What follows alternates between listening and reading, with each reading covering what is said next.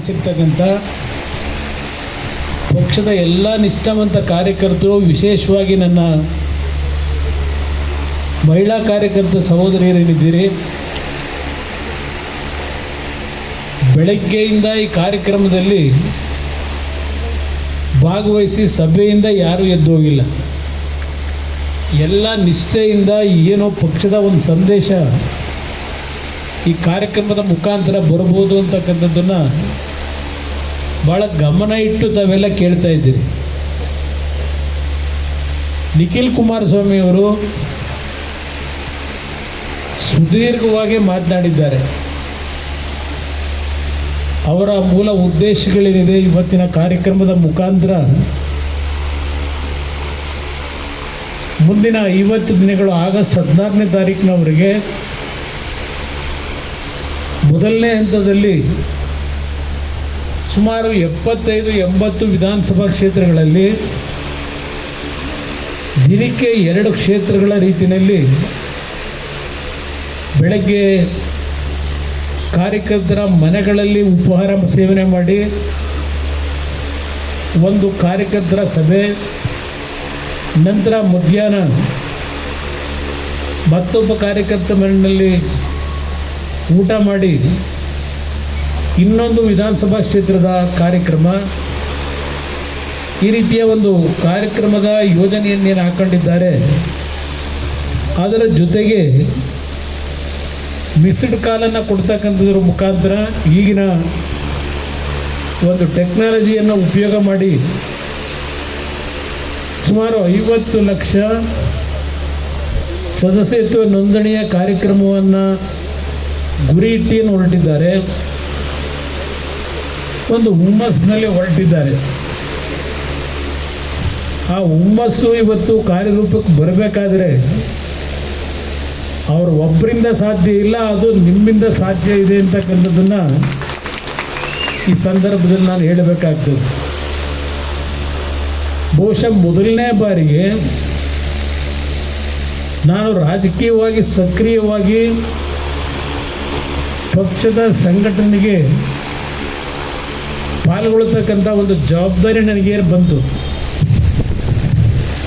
ಕಳೆದ 18-20 ವರ್ಷದಲ್ಲಿ ಪ್ರತಿಯೊಂದು ಜವಾಬ್ದಾರಿಯನ್ನು ತೆಗೆದುಕೊಂಡು ಕೆಲಸ ಮಾಡ್ತಾ ಇದ್ದೆ. ಇದೇ ಪ್ರಥಮ ಬಾರಿ ನಾನು ಬಹುಶಃ ಯಾವ ಕಾರ್ಯಕರ್ತರಿಗೂ ದೂರವಾಣಿ ಕರೆನೂ ಮಾಡಲಿಲ್ಲ,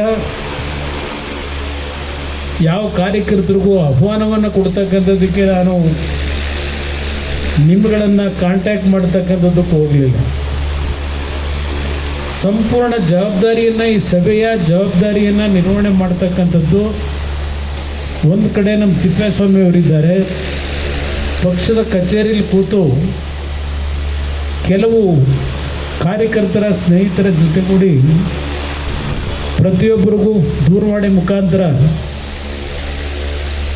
ಪಕ್ಷದ ಪದಾಧಿಕಾರಿಗಳು ಪ್ರಮುಖರ ಒಂದು ಸಭೆಗೆ ಬರ್ತಕ್ಕಂಥ ಆಹ್ವಾನವನ್ನು ಅವರು ಒಂದು ಕಡೆ ಕೊಡ್ತಾ ಬಂದರು. ಇನ್ನೊಂದು ಕಡೆ ಪ್ರಥಮ ಬಾರಿ ನಿಖಿಲ್ ಕುಮಾರಸ್ವಾಮಿ ಅವರು ಬಹುಶಃ ಕಳೆದ ಚುನಾವಣೆಯಲ್ಲಿ ನಮ್ಮ ಪಕ್ಷದ ಅಭ್ಯರ್ಥಿಗಳಾಗಿ ಚುನಾವಣೆಯಲ್ಲಿ ಏನು ಸ್ಪರ್ಧೆ ಮಾಡಿದರು,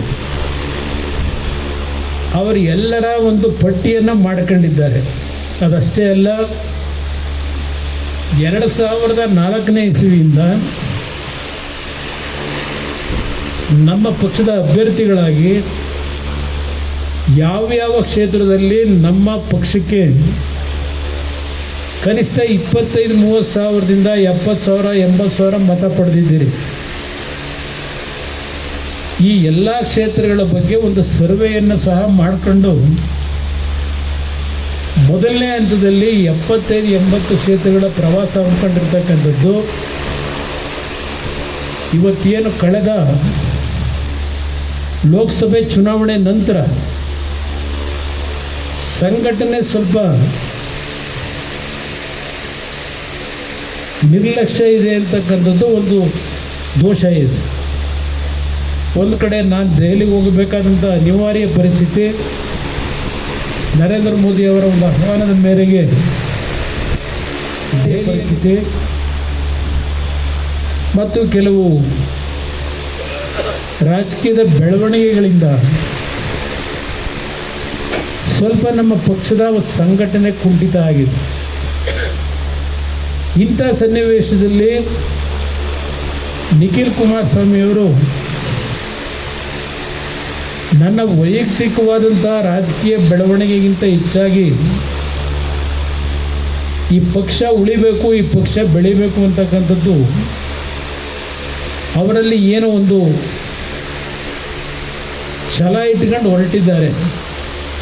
ನಾನೇನು ಅವರಿಗೆ ಇಲ್ಲ ಇವತ್ತು ಪಕ್ಷದ ಸಂಘಟನೆಗೆ ನೀನು ಮುಂದುವಗಪ್ಪ ಅಂತಕ್ಕಂಥದ್ದನ್ನು ಹೇಳಿಲ್ಲ. ಅವರಲ್ಲೇ ಏನೋ ಒಂದು ಕಾರ್ಯಕರ್ತರ ದುಡಿಮೆ ಇದೆಲ್ಲವನ್ನೇನು ಗಮನಿಸಿದ್ದಾರೆ.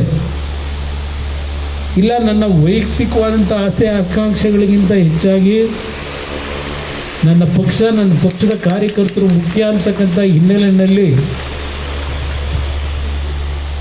ಅವರಿಗೇನು ನಿಮ್ಮಗಳ ಹತ್ತಿರಕ್ಕೆ ಸನಿಹಕ್ಕೆ ಬರ್ತಾ ಇದ್ದಾರೆ. ಮೊದಲು ಅವರನ್ನು ನೀವು ನಿಮ್ಮ ಕ್ಷೇತ್ರದ ಸಭೆಗಳಿಗೆ ಕರೆದಾಗ ಸ್ವಲ್ಪ ಅವ್ರು ಬರಲಿಕ್ಕೆ ಹಿಂದೆ ಮುಂದೆ ನೋಡೋರು. ಈಗ ಅವರೇ ನಿಮ್ಮನ್ನು ಹುಡುಕಂಡೀಗ ಸಭೆ ಯಾವಾಗ ಮಾಡ್ತೀರಣ್ಣ ನಿಮ್ಮ ಊರಿಗೆ ಬರಬೇಕು ಅಂತಿದ್ದೀನಿ ಅಂತ ಹೇಳ್ತಕ್ಕಂಥ ಒಂದು ಸಂಕಲ್ಪ ತೊಟ್ಟಿ ಹೊರಟಿದ್ದಾರೆ.